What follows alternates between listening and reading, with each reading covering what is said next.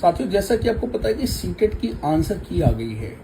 अब आंसर की चेक करने के बाद डिटेल में ये देख रहे हो आप, आंसर की के अंदर क्या आ रहा है। ए में 1 2 B C D E F Z, ये सब क्या है भाई, इसका क्या मतलब है।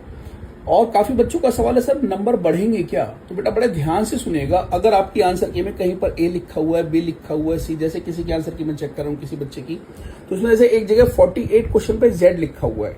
इस जेड का मतलब क्या है कि सारे के सारे ऑप्शन जो हैं सही हैं। हो सकता है कोई क्वेश्चन में गलती हो, अगर आपने क्वेश्चन अटेम्प्ट करा है 48 वाला, किसी में भी टिक लगा रखा है, तो उस पर आपको नंबर मिलने के चांस बन सकते हैं।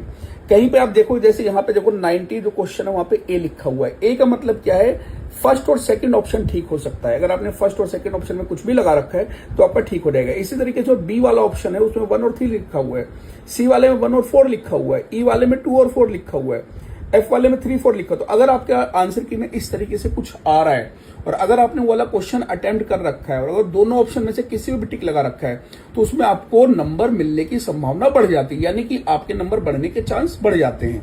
तो दोस्तों एक इंपॉर्टेंट अपडेट था। तो जो बच्चे 1 या 2 नंबर से 3 नंबर से रुक रहे हैं, परेशान होने की जरूरत नहीं, क्योंकि जब फाइनल रिजल्ट आएगा तो इसके बेसिस पे आपके नंबर बढ़ने के चांस हो सकते हैं।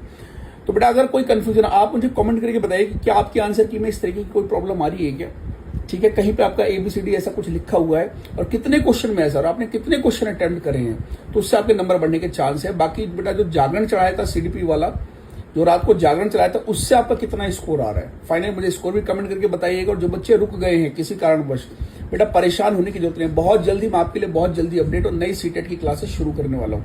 और अगर आपका सिलेक्शन हो गया तो कमेंट में जॉब है तो रॉब है, CDP आशीष बेटा कमेंट में जरूर लिखिएगा और जय माता दी जागरण में मेंशन कीजिएगा। धन्यवाद साथियों, मिलते हैं आपसे अगली अपडेट के साथ। Thank you so much.